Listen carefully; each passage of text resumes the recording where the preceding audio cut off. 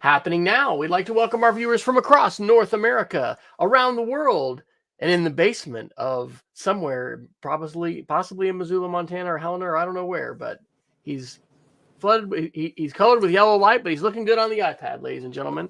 My name is Wesley Fryer, and I'm coming to you from Oklahoma City, where it was a balmy 82 degrees today, and there's exciting things in the air around here.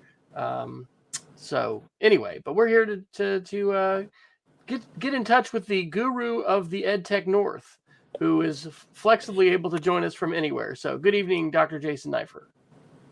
Good evening, Dr. Fryer. Yes, I'm joining you from, I'm live from my parents' basement tonight, which is not really the thing you want to say when you're at the height of your career. But when I'm not a dweller of my parents' basement, I am the executive director of the Montana Digital Academy, which is Montana State Virtual School, located about 3 hours from here over a mountain pass in beautiful Missoula, Montana. But yes, I am at my parents' house in, I'm about, half a mile from where I grew up in beautiful Great Falls, Montana, just 2 blocks away from lovely Great Falls High School, my alma mater from a long time ago, 30 years this summer. And I'm glad, Wes, that we could finally get together this week.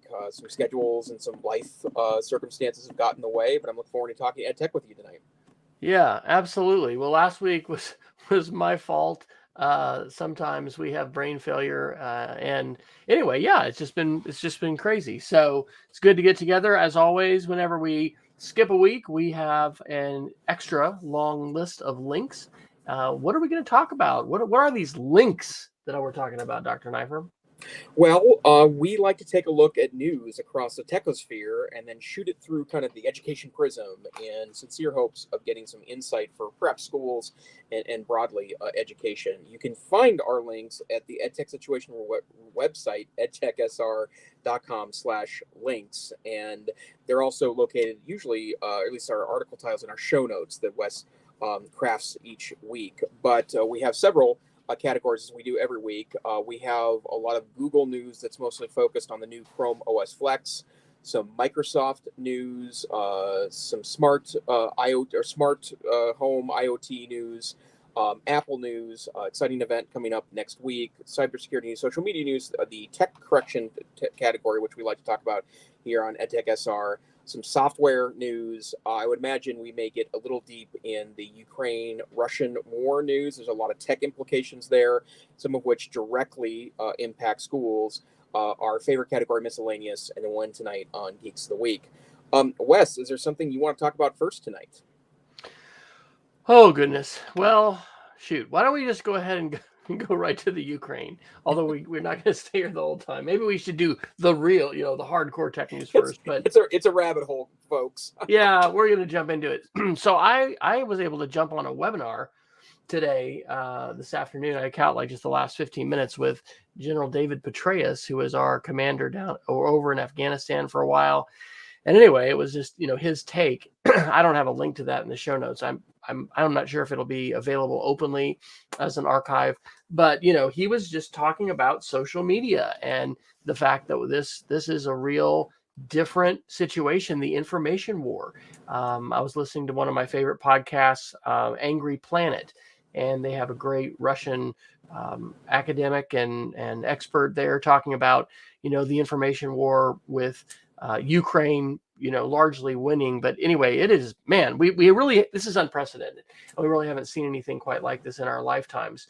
So there's a bunch of articles here. I think I'll start perhaps with the New York Times op-ed that Tom Friedman had on February the 25th. Through our school, I'm a subscriber of the New York Times, and then I actually have my own educational subscription that I do for the Washington Post. So, gosh, I don't think the link, when you do a gift link, it is crazy long. And so I'm going to try to shorten this for a little bit. But as like many people know, Tom Friedman, author of The World is Flat, very popular columnist and op-ed writer for the New York Times, really just talking about how extraordinary this particular conflict is for a lot of different reasons. Okay, and there is the link. So, he talks about how we will sometimes overhear the world will never be the same, and people talking about things being unprecedented. But the globalized world that we live in, the fact that Russia is making like a play for empire that seems to be just completely out of touch with the reality of economics. The way in which the West has come together to put these really, really harsh sanctions on, and we've seen things like Germany that was not previously sending any weapons into conflict zones, doing that. But we've got these social media connections and this whole information war, on top of the actual physical war. And I think basically his point in this editorial is we're at an inflection point. This is something that we really haven't seen before. Our wired world, can be very, very unstable, but he's predicting. Well, he says he wishes he could predict that Ukraine will be Putin's Waterloo. We don't, nobody knows what's going to be happening, but we definitely are I think surprised at how well the Ukraine has held out against Russia, and it seems rather surreal. I'll do one other article and then we can go to some other ones that you've got under there, because I know you had said several too. But this one was from Wired on February 27th. Ukraine's volunteer IT army is hacking in uncharted territory, and the quotation that I actually grabbed and tweeted was to the Google form that was used for recruiting people to this army. And it was, here's the quotation as Twitter comes up. The government-backed IT army builds on other Ukrainian hacking efforts. On February 25th, Yegor Alshev, who has founded multiple cybersecurity companies in the Ukraine, made the first call for volunteers. The time has come to maximize cyber protection of our country, Alshev wrote in a post on Facebook, which is reported by Reuters. Those wanting to offer their skills could sign up using a Google form. They could be involved in defense or attack. Volunteers were asked how many years experience they have in 12 specific areas, ranging from open source intelligence gathering and social engineering to malware development and DDoS operations. Those signing up were also asked to provide the name of a trusted reference who could vouch for their credibility. I mean, in that particular effort, what some people have said is that's probably not going to change the whole course of the war. But what is going to happen? There was a Cisco security researcher I was hearing today talking about there's a lot of people that really don't know what they're doing, engaging in cyber attack and cyber defense. And so there's a lot of people that do know what they're doing who are involved in this. And so whether this is going to be contained, whether this is going to escalate, whether we're going to see the release of some zero-day vulnerabilities and some worms or some other things that are going to have an impact far beyond the borders of the Ukraine and Russia, we just don't know. It's a crazy world out there, folks. Absolutely. The two things I wanted to share, one of which I have a link for and one of them doesn't, is that one of the way, well, first of all, I should full disclosure, I was a social studies teacher in when I was in the classroom, and these are exactly the times, well, I miss teaching every day, to be honest, but these are the times when I really miss being in a social studies classroom. Every year it becomes more profound for me, but I was in the classroom on 9/11, and not only was that an extraordinary day because I, had to shepherd 150 kids through a very confusing day with lots of information. It was also kind of the beginning of mass internet media. So, not only do we have cable on all day, that I was, behind my desk, looking at different news sources and stuff, but if you are in any kind of classroom today that can talk about the Russian attack on Ukraine, my guess is that you're dealing with extraordinary amounts of mis and disinformation. And if you're encouraging students to research this, which can be a very valuable lesson in real-time world news, one thing to remember is that it's more complex than ever to try to wave through the whether it's purposeful or accidental mis and disinformation that exists. And I found a really extraordinary thread. This was early days in the conflict, but a reporter from USA Today, his name is Daniel Funk, um, uh, uh, posted a number of out of context images and videos that have circulated widely on social media on February 24th. And it kind of shows you the character of things, because it's not only, perhaps information that people are trying to change your mind or get you to think one thing or another. A lot of people just post things that are real. They're just poorly tagged or have nothing to do with the current conflict. And there's this whole chain of things that were mostly not related to the current conflict. A photo of Ukrainians praying. It was a real image, but it was from 2019. A photo of supposedly a Russian fighter jet that had been shot down, but it wasn't. It was an air show disaster that happened in 2015 during Russia's National Flag Day. And, even though we're in an extraordinary media-rich environment, don't let your guard down, right? And help students understand by looking at the bigger picture, right? And also, if kids are bringing things into your classroom, that's awesome, right? That's super great. The kids care enough or want to be part of a discussion, talk to their peers and you about a current event. But don't, make sure that you're helping them look at the information, look at point of view, look at the resource, get verification from other source citations, and let's not waste this crisis in the classroom, because the bottom line is that it's a live lab and helping kids navigate our media-rich environment with traditional and untraditional sources.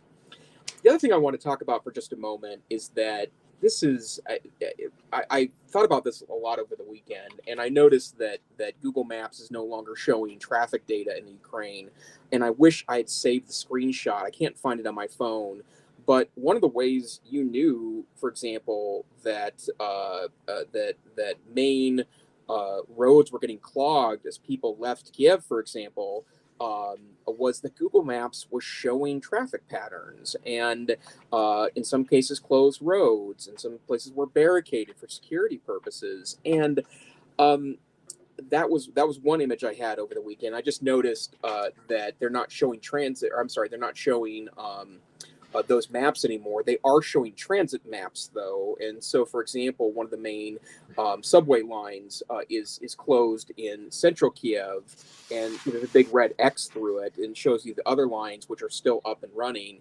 But also, as the world has started to block Russian flights from their airspace, you can go to the main Moscow International Airport, which is the busiest airport in Russia and the second busiest in all of Europe. And you can see all these flights canceled and delayed. And there's just no other time in history where we've had a major military conflict like this that you have just a shocking amount of data at your hands to kind of watch it in real time. And, if you're a bit of I guess, hyper aware news junkie like myself, but it's a really extraordinary time to watch this conflict unfolding, let alone the fact that anyone can have an opinion about this and publish it to a worldwide audience on Twitter. And watching that go back and forth is pretty extraordinary. But it is certainly a very different feel than, and who knows if this is going to turn into a larger, maybe more world dominant conflict. But the bottom line is that this is not business as usual in context of conflict. So it's been really mind blowing to watch this play out. Thank you so much for sharing the Daniel Funk link. That highlights a lot of things. Number one, the fact that basically all of us are ill-equipped to be able to directly filter, vet, and verify quote unquote live images, coming from a battle zone, or really coming from any kind of conflict area.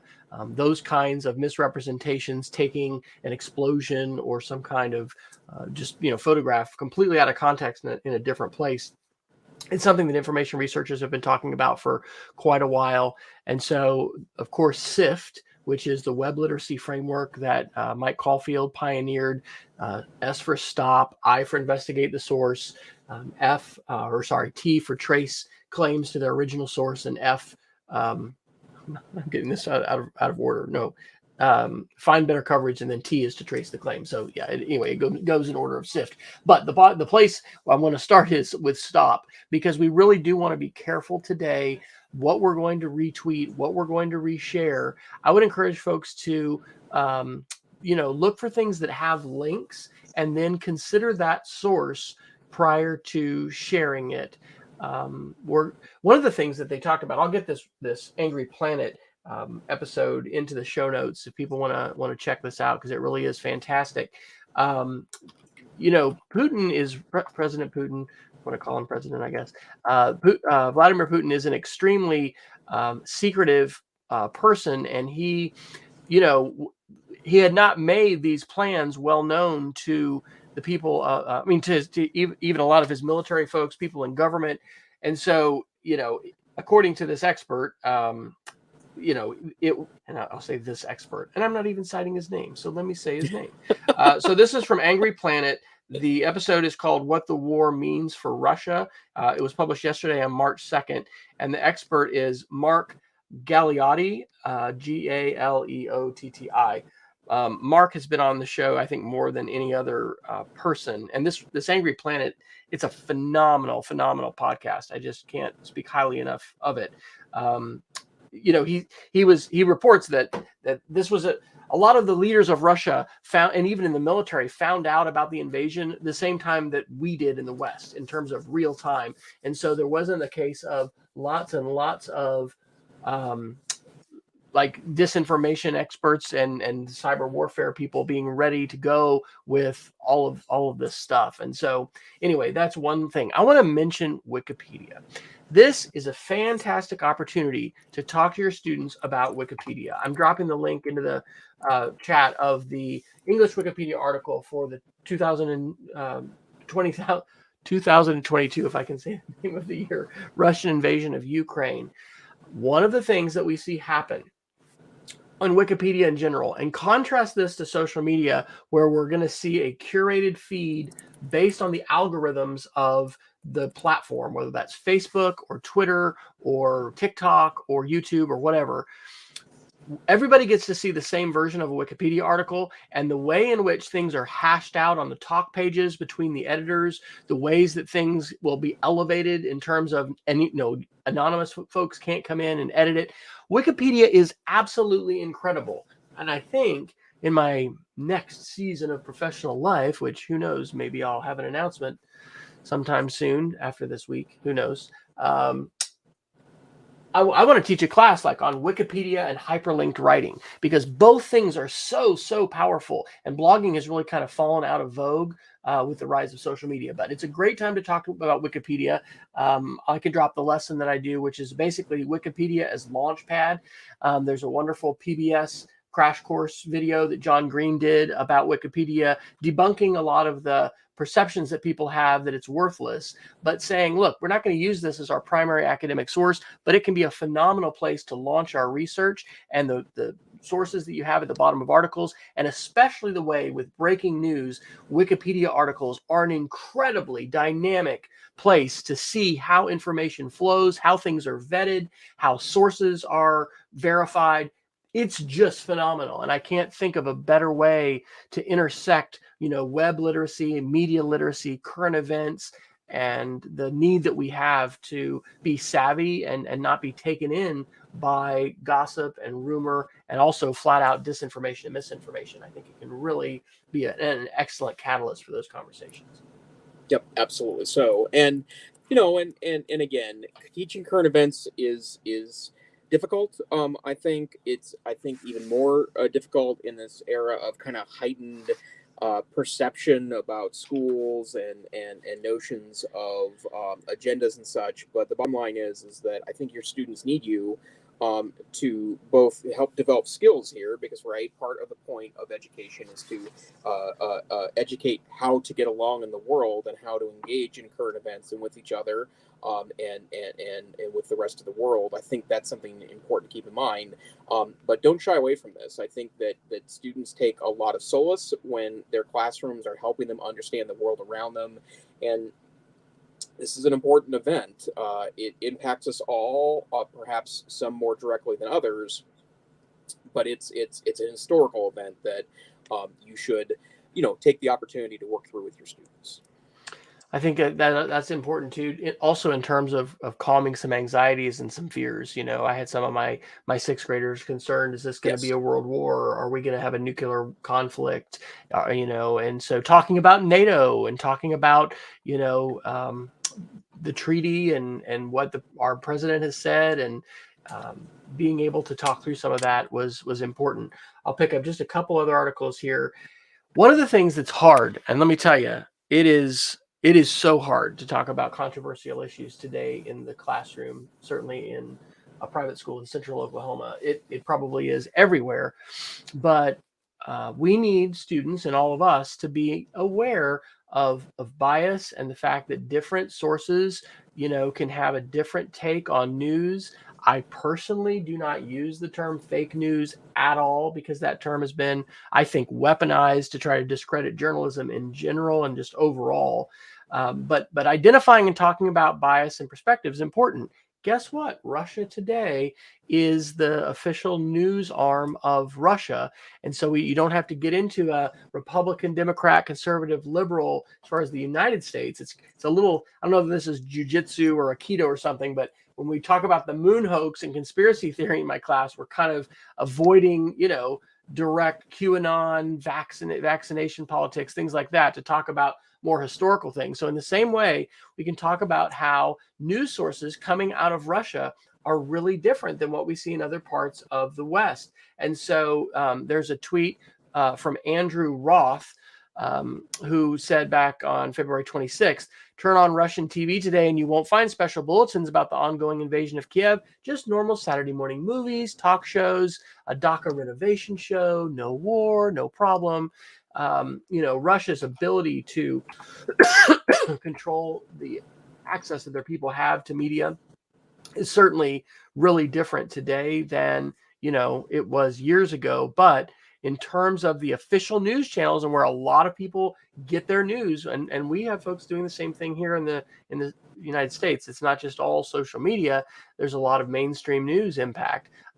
It's a big deal. And so there's a huge contrast between what Russian television and media outlets have been portraying and what other parts of the world are portraying as well.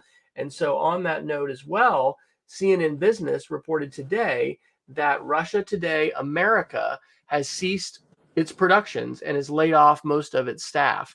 And so I don't know how many folks have really thought about Russia Today. I remember I saw an interview that they did with one of the, members of the band Queen at one point. And I thought, well, that's kind of cool. Oh, that's interesting. What is that? I mean, as an adult, and this was a couple years ago, I just did not have very much knowledge about that source. And I wasn't thinking about news sources to the degree that I am today. And I will say this, it's important for us to help students. And again, this goes back to SIFT, finding trustworthy sources and not just saying, of course, I read that online, I read that on the internet, or even saying I read that, on a website that has a newspaper or that has a TV channel.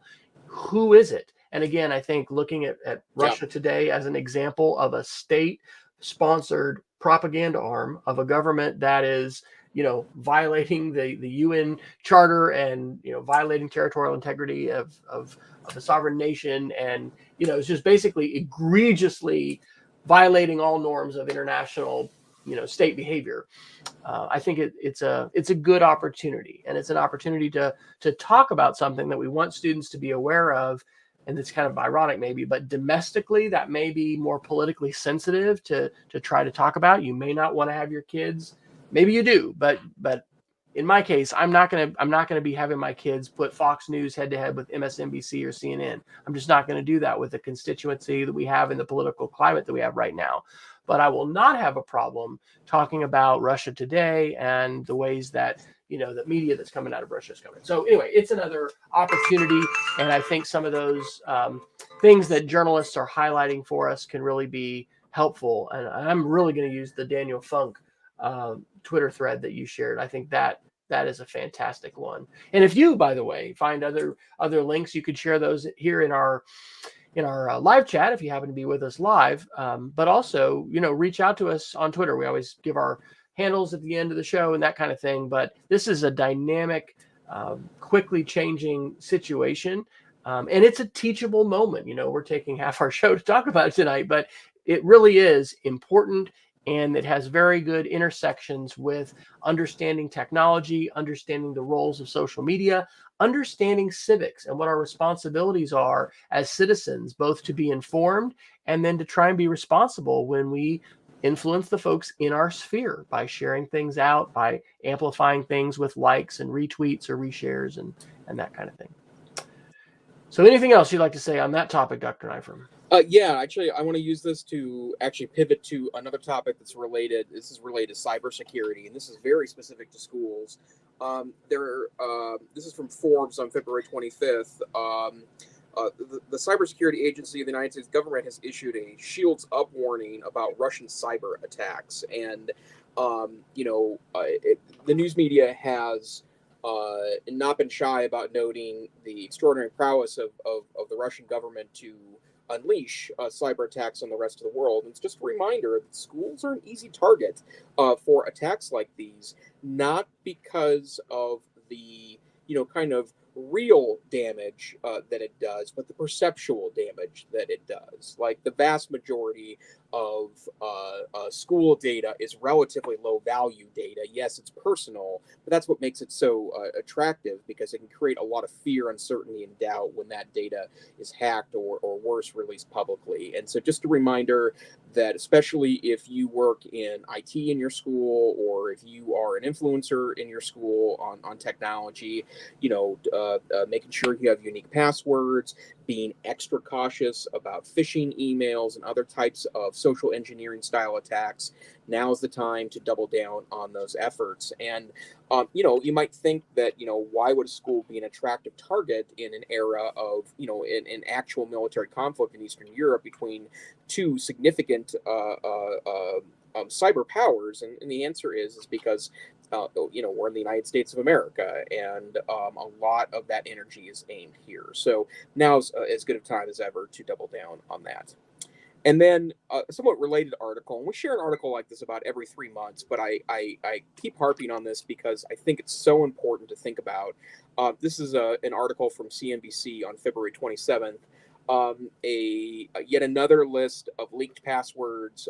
There's a mobile security firm called Lookout, which has found or taken a lot of the archives of passwords on the so-called dark web and found the 20 most common passwords. And you will be shocked, Dr. Fryer, to find out that your favorite password, 123456, is the most popular password in those password databases, followed by 123456789, QWERTY password 12345, 123456781, 111111, 1234567, 123 QWERTY 123, 1Q2W3E, default 0, ABC 123, 654321, 123321.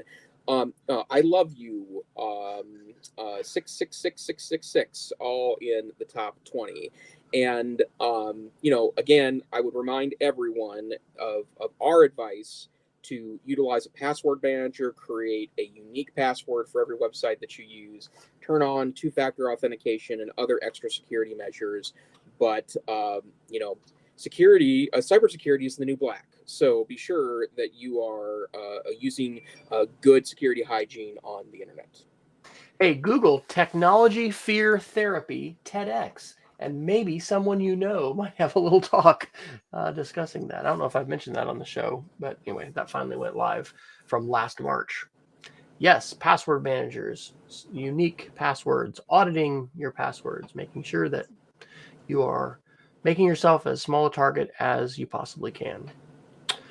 All right, very good. So hey, that's you've cleared. We should give a prize for clearing out a particular category. So that clears out the category of cybersecurity with 2 articles. That only leaves us with the categories of Google, Microsoft, Smart IoT, Apple, social media tech correction software, and miscellaneous to get to in the next 23 minutes. So where would you like to go to next? We talk about. Let's do the Chrome articles, and let's talk a little Apple. 2 weeks ago, we reported on this podcast that there is a new version of Chrome OS called Chrome OS Flex. And a reminder, if this is news to you, we've talked several times on this podcast about Cloud Ready, the product from Neverware that took Chromium OS, the open source version of Chrome OS, and turned it into an installable operating system that worked pretty close to Chrome OS. And the cool thing about it is you could take a PC or a Mac, including hundreds of supported versions of those laptop and desktop computers, and install a Chrome OS-like experience. I loved it. In fact, if anything, I probably, as an experiment and as kind of a amusement, installed it on several computers to see if it would work. And Google bought Neverware, I believe it was last year, it was in 2021 when they bought Neverware, and they finally have released their version of Neverware under the Chrome OS moniker, Chrome OS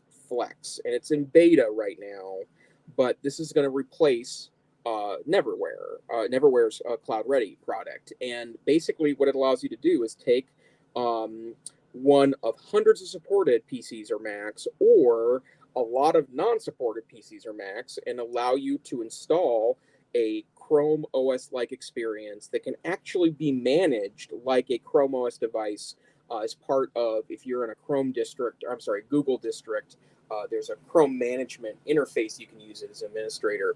Several interesting articles about this, and I'm not entirely sure if I understand why, but there seems to be a lot of energy around Chrome OS Flex, more than there was for Cloud Ready. So the first article I want to share from you is Ars Technica from February 16th. They argue that Chrome OS Flex is a really ideal off-ramp for millions of PCs that can't run Windows 11. And as we've reported several times on this podcast, one of the controversial things, is that the way to put it, about Windows 11 is that it takes a relatively modern PC that meets some pretty high standards, a special kind of security chip in your BIOS, plus a processor in the last 4 years, and my now replaced Windows PC at work, which was a Surface Book, first generation Surface Book, which is still a very fast and a snappy platform on Windows 10, is not supported by Windows 11. And so they argue that, especially if you are in an environment that's managed and you want to stay up with security updates, the best way to do that would be to install Chrome OS Flex. And I find that to be an interesting prospect. And I think it also highlights the challenge of Windows 11 having very high standards when it comes to hardware. And the bottom line is that if you're in a school, my guess is if you've got several 4 and 5 year old PCs, those are not headed to the trash bin yet, because schools need to get more than 3 or 4 years out of their hardware. So that was an interesting article. And then the rest, 2 more of these articles are related to people that are running Chrome OS Flex on older Mac laptops. And this one's really interesting to me because, first and foremost, Apple's pretty famous for supporting hardware long past what other manufacturers might do. Although in defense of Microsoft, you can install Windows 10 reliably and safely on 12, 13, 14-year-old hardware.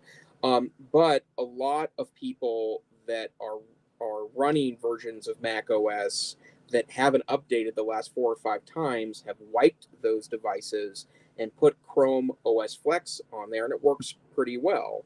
The one example I have from a blog called Mac O'Clock on February 27th is a 13-inch MacBook Pro from mid-2012, and it works quite well.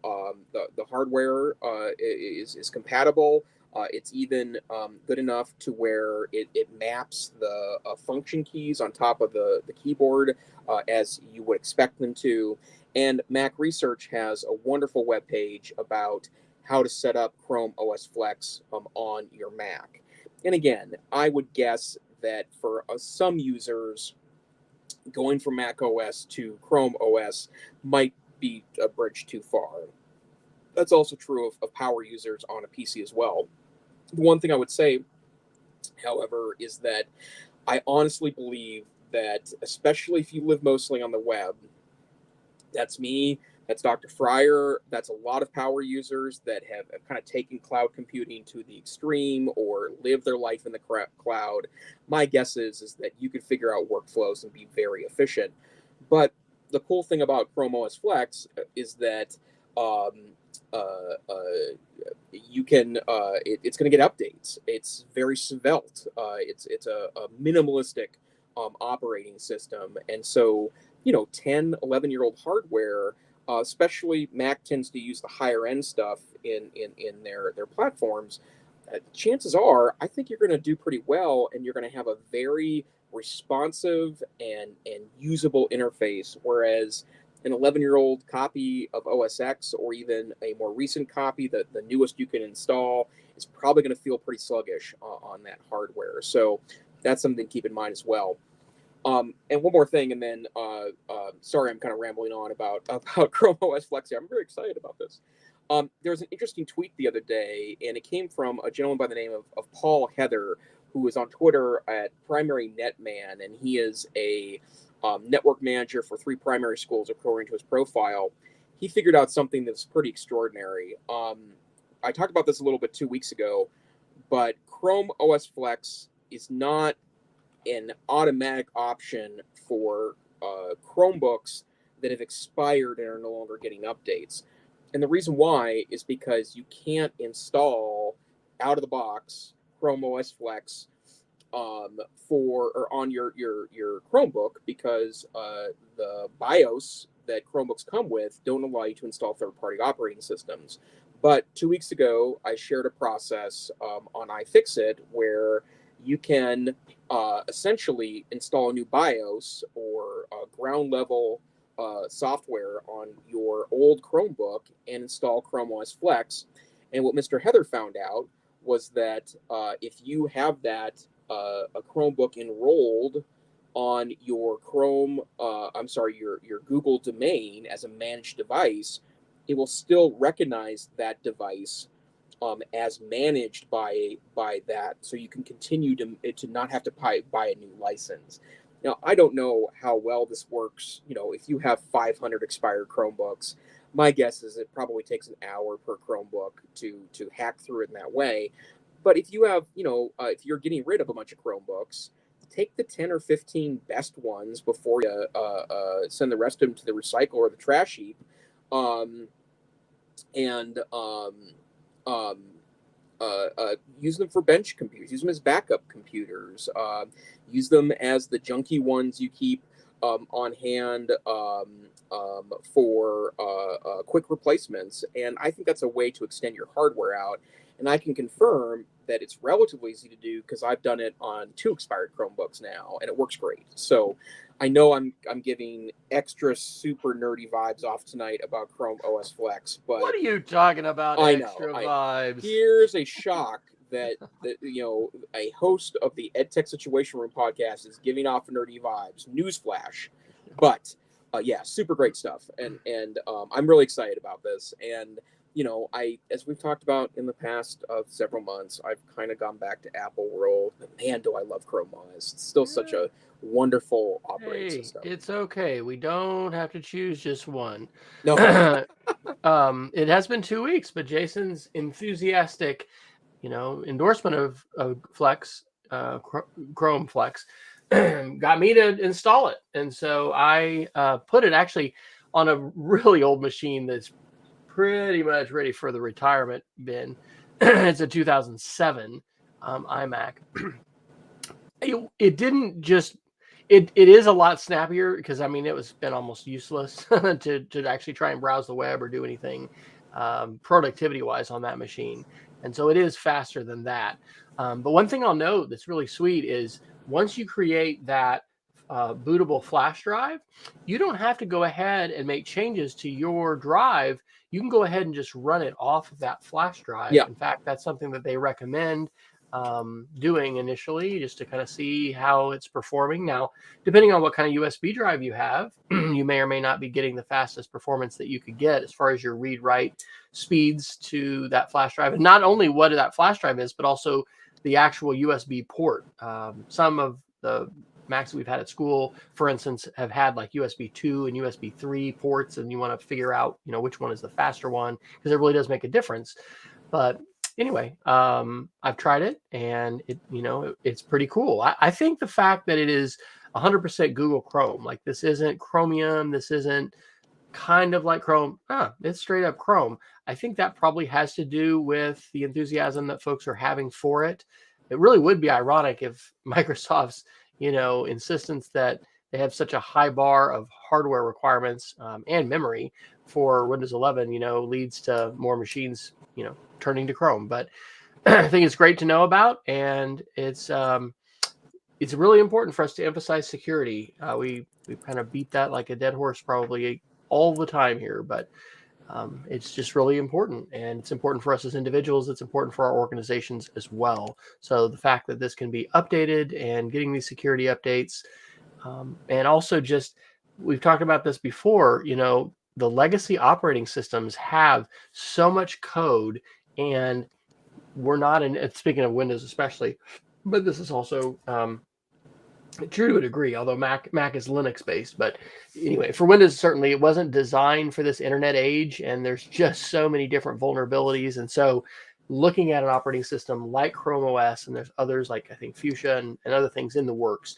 that are, just new operating systems that have been designed from the ground up to be a lot lighter, a lot faster, and a lot more secure, and also be able to get updates, because that whole process of staying updated is absolutely key. It's key for all of our individual smartphones and tablets. It's true for every single computing device, which as an aside, I might have mentioned on the show months ago, we've got 20 something smart switches and everything, that we have lights that go on, and I talk to Google Home and turn things on and off.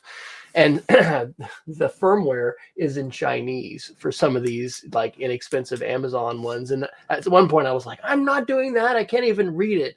And then anyway, just got ahead. Okay. So hopefully I'm not part of, the revived Mirai botnet that's, a real thing, hacking Internet of Things devices, and part of cyber war, right? I mean, this is part of what's happening right now with the Ukraine, with people trying to do coordinated denial of service attacks. Is who's created what's it called, bot armies, anyway, it's crazy. So keep your stuff updated, and probably it's a good idea to buy things that have firmware that you can actually read and verify.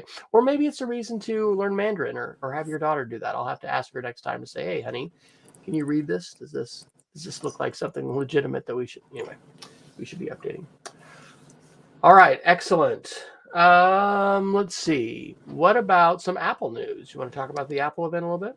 Sure. Well, it's coming on March 8th next week, and one of the games that the Apple fan people sometimes play is that the promotions for Apple events tend to have something in them that tells you what they're going to announce, right? And I believe that that they were talking about speed, right? Is that what peak performance? Yes. PEEK yes. is the theme. So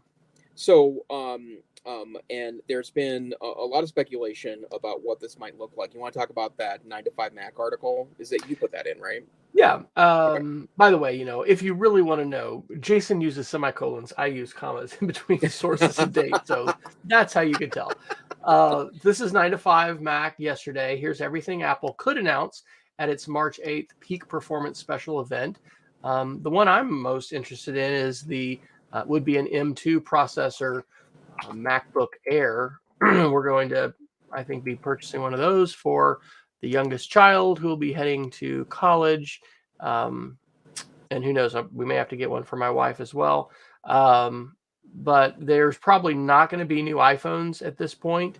There's probably not going to be a new Apple Watch. But, Apple has so many different product categories that they can't do them justice. And they really, I think benefit from being able to have events that are kind of segmented so they don't have to try to update everything. I really found it interesting in this article that they gave a breakdown at the top of what this March event has been in the last 3 years. So going back to 2019, that was when Apple held its different kind of event. And I think with, that was COVID lockdown. So virtual event, they introduced their new services of Apple TV Plus, Apple News, Apple Arcade, Apple Card, and Apple Pay. Then the next March in 2020, they introduced the iPad 4 and the iPhone SE2.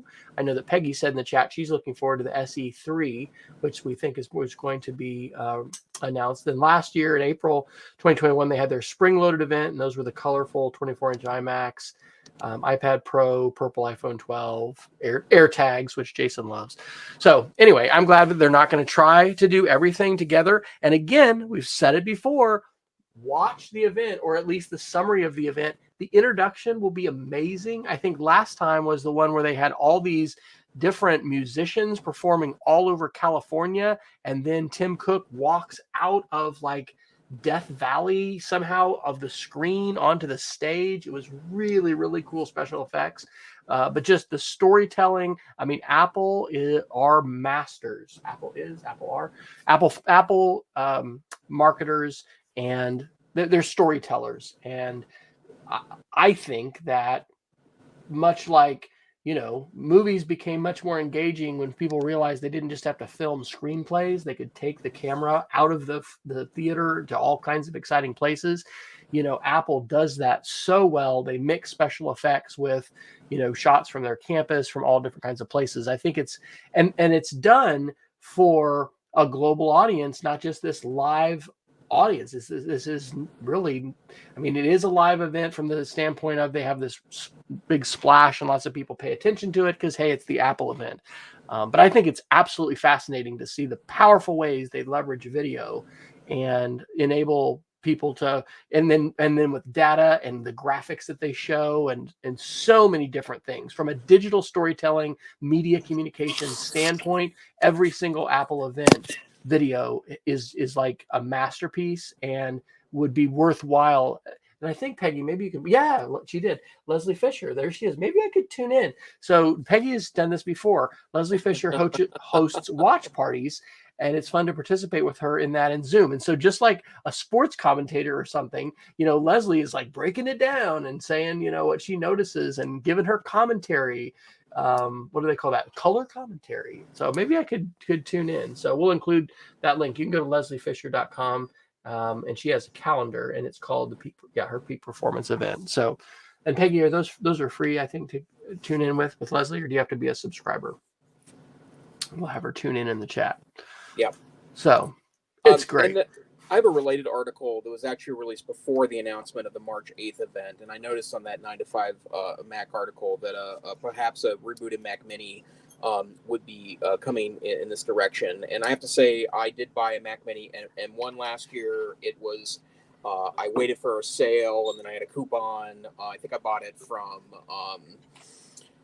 one of the kind of B tier electronics resellers. I can't remember who it was off the top of my head, Newegg or something along those lines. But and it's been a wonderful addition to my home for what I think I paid a $700 a price for that particular device. But this article, which is from Digital Trends on February 22nd, Luke Larson argues that one of the best things that Apple could do, particularly for pro users that don't want to buy a $5,000 Mac Pro, is to release a Mac Mini Pro. And his argument is to take the insides of the newly released M1 Pro and Max chips with the graphics performance that is integrated on that board, and stick it in a Mac Mini-like form factor. And there's been literally dozens of different renders of what that Mac Mini might look like, but I think that's an incredible idea, and I think that would be a really, really great addition, and probably would really satisfy both home power users and kind of sub-professional power users like myself and Dr. Fryer. I really didn't want to buy an iMac with the M1 chip, in part because I have good monitors at home and at work. Actually, they're not high-end monitors; they're just big and bright, which is what I need them to be. But that would be a really easy way in an educational application to provide your power users a really high-end experience. And I'm assuming that it would be, especially since there wouldn't have to be a monitor involved or the kind of portable form factor, they would probably be a relatively inexpensive item to consider. But that's one of the things I'm really, really, really, really hopeful for in the March 8 event is some kind of Mac Mini Pro, which I think would be, truly amazing. So we got time for a few more articles here before we hit the hour kind of limit that we usually put behind ourselves. I put this in a miscellaneous category, but this is a New York Times article. Who is behind QAnon? Linguistic detectives find fingerprints. Using machine learning, separate teams of computer scientists identified the same two men as likely authors of messages that fueled the viral movement. And so this was from February 19th by David Kirkpatrick. And this is not a topic for the young kids. It may not even be a topic that you want to, broach with high school students, but, delving into conspiracy theories, political conspiracy theories, the way that the QAnon movement, which by the way is not over, like the people who have been subscribing to QAnon are tied to a lot of other conspiracy theories, and it's really important from a psychological standpoint and like a civics and a governance standpoint to take a look at trying to understand this, and also trying to figure out what do we do about this, and and does regulation of social media companies, the technology correction, perhaps have something to do with the fact that we've had such amplification of conspiracy theories and so little accountability for those who have wielded the algorithms responsible for said amplification. So I thought that was pretty interesting. And that kind of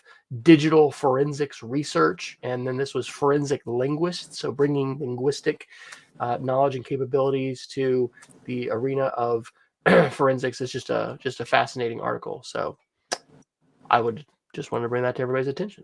Sure. Do you have another article or two that you'd like to bring before we Geek of the Week it?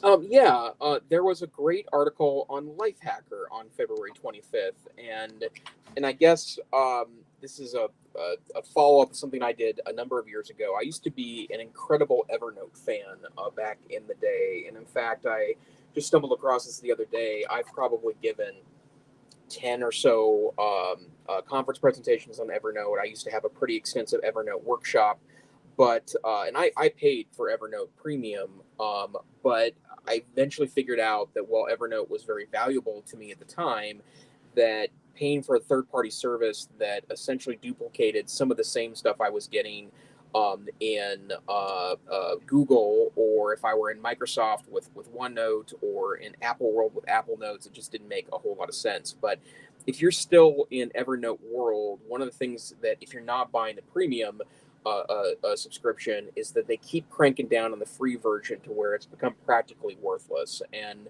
if you have stuff stored there, or if you're kind of using that as a de facto thing, this great Lifehacker article essentially gives you a lot of alternatives you should switch to. So just to go through their list for a moment, obviously, if you're in Microsoft World, OneNote could be a good alternative there.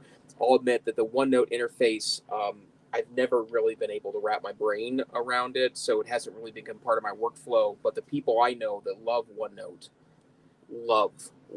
So if you're in Microsoft World, that might be worth your time. Apple Notes is a similar alternative. You're in all Apple World. It syncs it between all of your devices, and of course has the magic of the integrated ecosystem that Apple's so known well for. Google Keep, if you're in the Google ecosystem. Bear Notes, which I've never heard of before, but is a very OneNote-like interface, and It also allows you to do things like exporting notes to HTML. It is a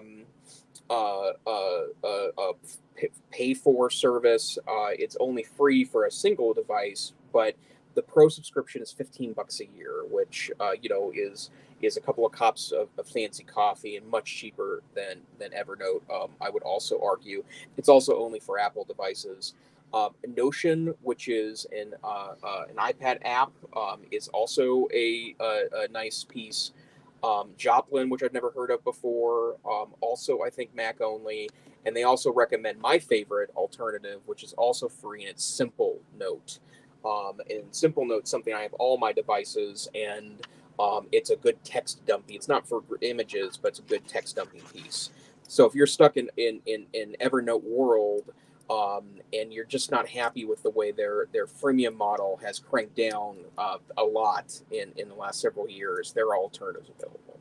It'd probably be interesting to look at, let's say, Web 2.0 early adopters and what tools, whether we were using, delicious bookmarks and went to Digo and Evernote, and when that changed. Because I've, for school, switched over to Google Docs quite a few years ago, and I am 100% in that Apple Notes category now. Yeah. The fact that it syncs through iCloud, I can use my voice. I mean, I dictate a lot of my social media posts within Apple Notes, and I'm just constantly, and you can use hashtags in it now. So I'm just constantly putting things in there. It's my off-board brain, this idea that you get an idea. So, I mean, sometimes I'll put that into my Google Tasks, which I'm using that a little more, and I've fluctuated between different things. But Google Tasks, my calendar, and Apple Notes, those are my go-to. I got to get this idea out of my head and put it somewhere solutions. Yeah. So. And by the way, I've been thinking about developing an online class for my institution called Technology for Learning. I feel like we spend, we have a lot of classes available for, apps for business, like taught in like a CTE department. But, those are the kind of things that, if you're a nerdy teacher but not teaching computer science, don't be afraid to share some of those productivity tips with your kiddos. And in fact, to be honest, that's one of the things that I really miss about being in the classroom, is both being inspired by some of the clever things my students did with tech, but also sharing my knowledge with them. And I still talk to some of my students that remind me of some of the cool things we were doing, including collaborative note-taking on wikis. And again, I know collaborative note-taking on wikis sounds like it's from the Stone Age, and from a tech standpoint, it kind of is. But, it's great knowledge. And if you are a tech-savvy teacher not teaching computer science classes or apps classes, don't be afraid to share that knowledge, because I think your students would find a lot of value in that. Jason, Peggy's asking, how difficult is it to transfer all your content from Evernote to something else? There are apps that do it. And in fact, if I remember correctly, that I pulled all of my Evernote stuff out to OneNote at one point. And I believe I also pulled it out to, I think it was Google Drive documents. And I believe that there are several platforms available for just that purpose. But it would depend on, I think, where you're trying to put them to, and I would imagine that some of those tools have a cost to them. Okay. All right. Well, as always, there are more articles than we have time to talk about. And if, that's a nice segue, you're interested in checking those out, we now have a Substack. And so you can find our link to Substack. I think it's just edtechsr.substack.com. You can subscribe, and when we publish new posts or episodes, which is generally on Friday, sometimes a little later, we'll also send out a list of all of our show notes, but then the links that we didn't get to. So that's maybe useful to somebody. So it's free. So, hey, check it out. Well, what is your Geek of the Week tonight, Dr. Neiffer? Well, it's my real pleasure to announce that the NCC conference in Seattle that was scheduled for February was postponed due to COVID concerns, and they are going to run a virtual conference on April 21st and 22nd. And I have to say, and I'm a little biased here because this is an organization I know well, and it's really been a part of my EdTech career since day one. My first NCC conference was in 1998, but NCC is offering a virtual conference on April 21st and 22nd. It's being positioned to be mostly in the afternoon and evening because we know that a lot of teachers are having a hard time getting away from their districts due to professional development, due to sub shortages. So the notion of a virtual conference, and I believe all the sessions will be archived too, so you can refer to them later, are going to be available as well. The early bird pricing is $99, which I have to tell you is a real deal. Wonderful keynote speakers, wonderful featured speakers. I'll be debuting 2 new presentations this year related to podcasts.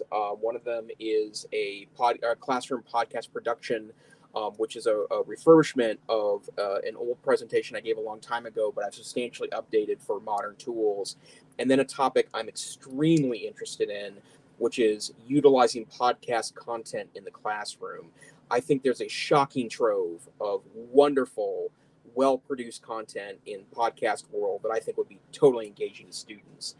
If you go to ncc.org/conference2022, you can find out more. Again, the price right now is $99, which I think is a bargain at twice the price, but will provide a really great professional development opportunity. Again, ncce.org/conference2022. Fantastic. Well, I have 2 Geeks of the Week that are quick. The first one is a podcast. It is from Your Undivided Attention, which is the fantastic channel by the Center for Humane Technology, which we've talked about before. They were the ones behind the Social Dilemma documentary. This is an episode published on February 10th called How Science Fiction Can Shape Our Reality. And it is an interview with a science fiction author I had not ever heard of before, Kim Stanley Robinson. His most recent novel is The Ministry for the Future. And this is, unlike many science fiction stories, not dystopian, but rather utopian, about the ways that the Earth and humans can come together to defeat climate change and avoid this existential threat, which many people in the state where I live and other places deny, is happening at all. So I thought that was super interesting, and especially overlaying it with, I think I mentioned Moonrise, which is a Washington Post podcast series about the Apollo moon landing and just the moonshot and the competition with the Soviet Union and all this declassified stuff that we have and interviews and just amazing. But they also talk a lot in that about science fiction and how science fiction really paved the way for the space age and the space race. And authors and science fiction authors specifically really do have a powerful role to play, not only in what we read, but also what we see in movies and shaping public perception about a lot of things. And then my last one is really fun. I haven't investigated this in depth, but it sounds pretty fascinating. March is upon us, and that means March Madness. Well, if you're not a sports fanatic, how about an animal fanatic? There is March Mammal Madness. And you can check this out by finding the ASU LibGuide created by the scholarly comm librarian Annalie Perry, who's Grumpater on Twitter. And so this is a competition that you can find in March that has to do with animals and which animals I think would theoretically win smackdowns. And anyway, I know there's a lot of kids interested in animals, a lot of teachers too. It's just kind of whimsical and interesting. It's a different March Madness if that is your thing. So Dr. Neiffer, when you're not here helping enlighten us on the facts behind the Ukraine conflict and so many other issues, bringing us the real Google News and Apple News, where can folks find you? Best place to find me is Twitter, Tech Savvy Teach. And I mostly talk about education there and not politics. That's right. Well, I am on wesfryer.com. You can also find me on Twitter at wfryer, and my link in my profile for a while now has been this milkshake site that I created, which is really cool. It's a free app that you can download to create a mobile-friendly site, and you can connect to my cooking stuff as well as the EdTech things that I like to talk about. But this has been the EdTech Situation Room. I apologize for my oversight last week and responsibility for not having a show. But hey, sometimes it happens, and sometimes, usually we're here. But we're here generally on Wednesday nights. Tonight's unusual to be here on a Thursday, but usually Wednesday night at 9 p.m. Central, 8 p.m. Mountain, or wherever that happens to be in your neck of the woods. You can get all of our show notes by visiting edtechsr.com. /links, and on edtechsr.com you'll find not only the YouTube embed, but all the links that we talk about in the show, as well as little 32 kilobit MP3 audio versions that you can download and subscribe. And we hope you will subscribe in your favorite podcatcher. Please rate us. We don't actually say that on the show very often, but I know that makes a difference in discoverability. Tell your friends, share us on social media. You can also subscribe to our Substack, again, by visiting edtechsr.substack.com. So until next time, we encourage you to stay safe, stay savvy, use Wikipedia in your own teaching in the next week. And we hope to see you soon on a live episode of the EdTech Situation Room. Good night, everybody. Good night.